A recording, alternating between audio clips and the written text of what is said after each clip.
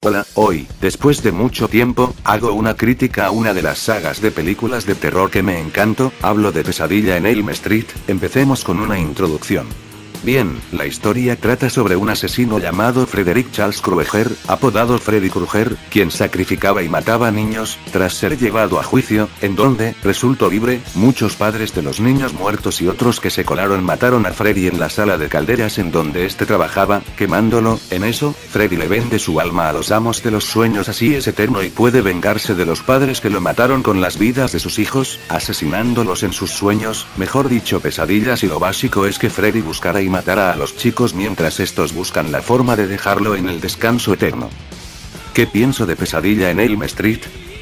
Pues pienso y sostengo que en vez de ser la película de género terror, se rebajó en pura mierda. Me daré a entender a lo largo de la crítica, en donde analizaré cada punto y resaltaré lo bueno y lo malo de la saga. En la primera Pesadilla en Elm Street, se nos muestra un gran comienzo. Una chica en una sala de calderas es perseguida por Freddy. Se nos muestran apenas partes de lo que es Krueger, porque en las demás se explica más de su origen, algo bueno ya que nadie quiere que se nos joda la saga con toda una explicación. Bueno, acá solo se da a entender que Freddy busca venganza y porque tiene quemaduras, eso es un punto a favor en lo que refiere al aspecto del personaje. Aparte, las garras es una buena arma. que prefieren? ¿Matar a mano limpia o a mano armada? Más que obvio, también que vemos a ese asesino ser golpeado y humillado por una adolescente. Los efectos visuales son geniales, tanto o mejor que los de The Terminator. Estos efectos se hacen notorios más que nada en las muertes. Tan solo miren cómo murió Glenn. El final sin duda es uno de los más complejos que vi. Y para, entre comillas, entenderlo nos tenemos que aguantar dos películas, la cual una de ellas no toma relevancia en la historia. Aparte, Pesadilla en Elm Street salió en 1984 y en la que se nos explica lo que pasó fue en 1987. Esta película no estuvo tan mal, de hecho, es mi favorita de todas.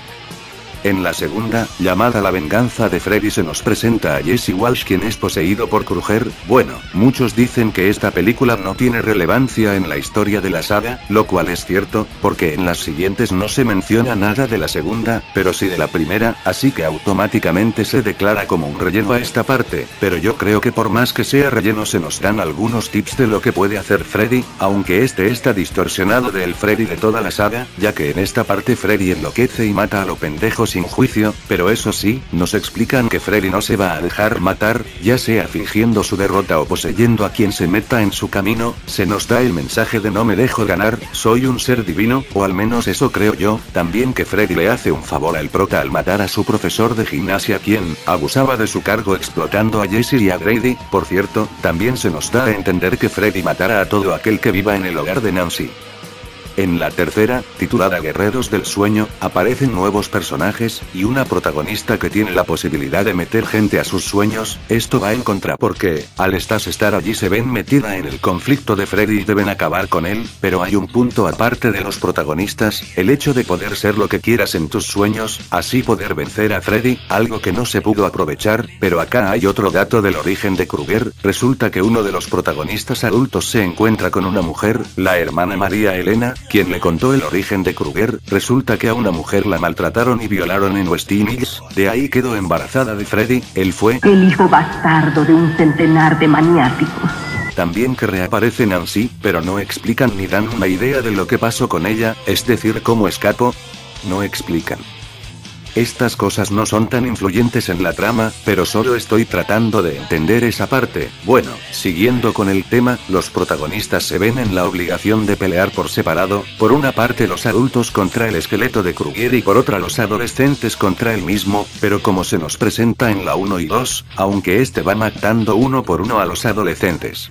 Centrándonos en Freddy, este es más poderoso e ingenioso que antes. Incluso hubo una parte en donde le sacó las venas del cuerpo a un chico y lo manejó como títere con estas, pero la supuesta muerte que sufre en esta parte no es nada convincente. Muere por la culpa de un crucifijo y agua bendita. Ni muere, solo finge, pero no entiendo para qué, si solo le daría unos meses de vida a los chicos sobrevivientes. Cambiando de film, veremos a la cuarta parte, El amo de los sueños. En esta parte, mueren todos los sobrevivientes de la anterior película a excepción de Neil Gordon, se intensifica la lucha contra Krueger, esta vez, la nueva protagonista literalmente lucha y derrota a Freddy, la escena en donde ésta se prepara para desafiarlo quedó muy bien, acompañada con la música. También que la acción y la muerte se ven muy atractivas, también la imaginación que se maneja es muy entretenida, para esta no tengo mucho que decir, ya que es muy parecida a las anteriores, pero lo malo es que Freddy fue derrotado y eso que él anteriormente tenía a muchas almas de las personas a lo que mató, de las cuales, obtenía poder, pero Alice solo tiene la de 4 o menos personas y aún así vence a Freddy, aparte, no necesariamente la vence ella, sino que los muertos se desprenden de este para dejarlo como un inútil. Por cierto, hay unos errores en este film, como cuando el perro de Kincaid muerde a Kristen en el sueño en el brazo izquierdo, pero al despertar tiene herido el brazo derecho. Y cuando Kristen se duerme, se queda dormida en el piso, pero cuando está siendo quemada viva se ve que está sobre su cama, en mi opinión, lo que sucedió fue que la madre la levantó y la acostó, si lo pensamos es lo más seguro. En la quinta, el niño de los sueños, se nos muestra a Alice ya embarazada, se nos da un flashback en donde se muestra a Amanda Krueger antes de ser violada, un Freddy derrotado por un niño y por su propia madre, una escena en donde Freddy se convierte en Capitán Marvel, la búsqueda por el cadáver de Amanda y la versión en feto de Freddy.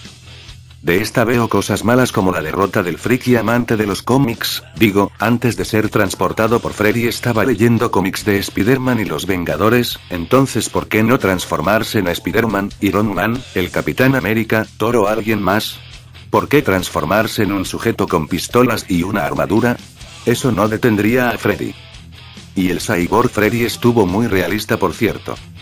En la 6, la muerte de Freddy se nos muestra a un chico con amnesia, la búsqueda del hijo de Freddy, se nos cuenta más sobre qué fue de Freddy, acá se ve cuando Freddy mata a su mujer, el escondite de las herramientas de tortura y la escena de su muerte, pero también se ve a las personas de Springwood locas por la pérdida de niños en la ciudad, no hay que olvidar la niñez y juventud de Freddy, en esta se ve cómo sus compañeros de clases lo burlaban, cómo su padrastro lo maltrataba y cómo aprendió el secreto del dolor.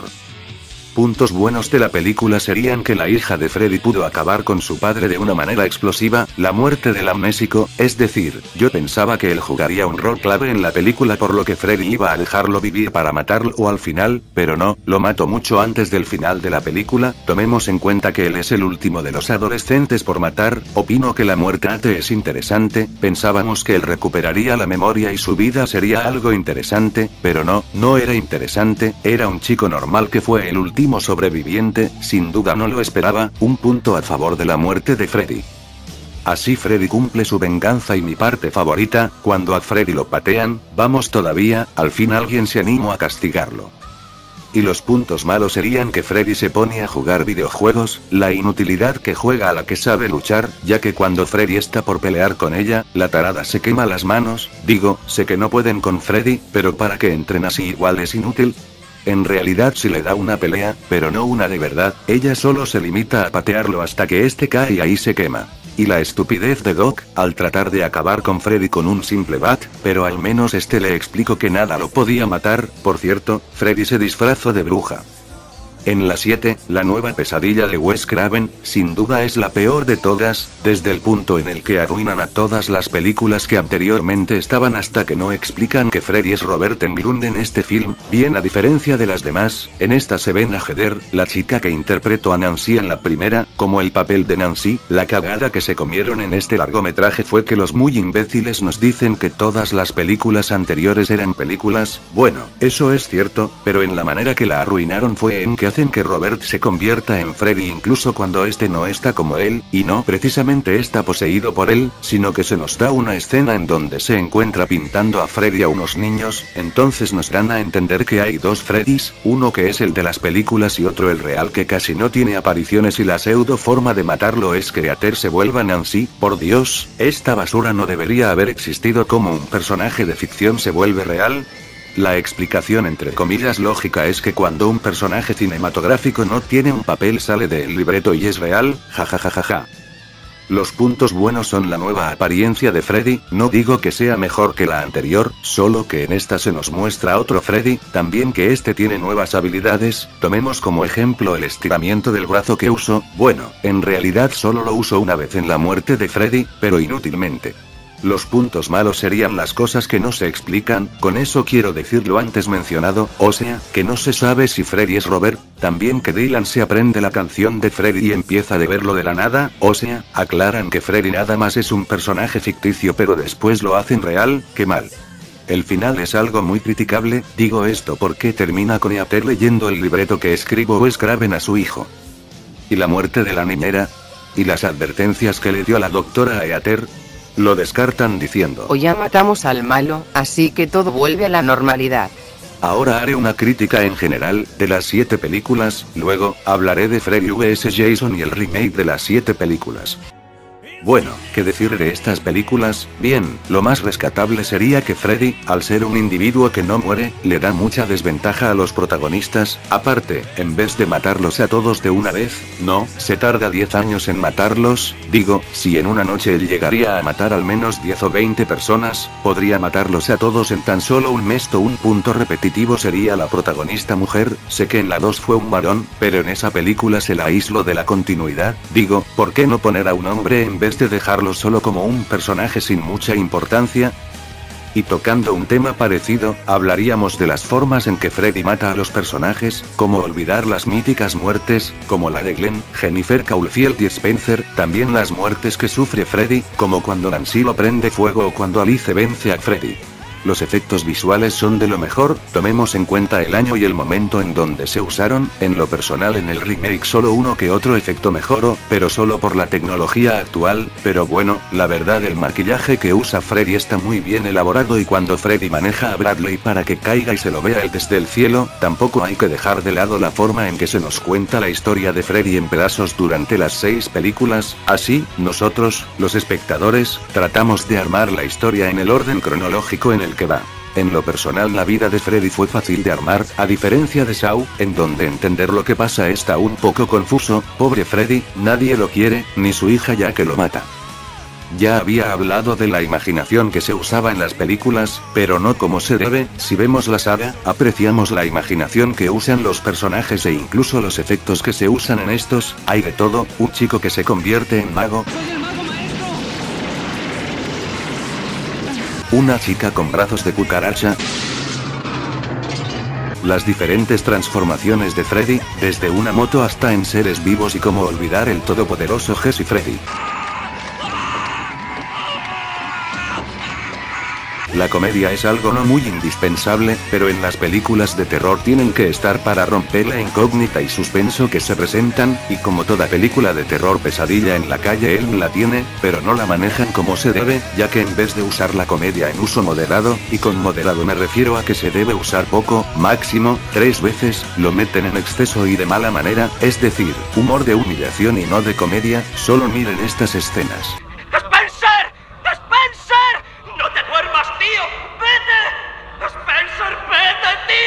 Carlos, amigo. Te estábamos buscando. ¡Spencer! ¡No te duermas, tío! ¡Maldito porreta estúpido! Así se pone tu cerebro con las drogas. ¿Preguntas? Sí, ¿tú por qué te metes?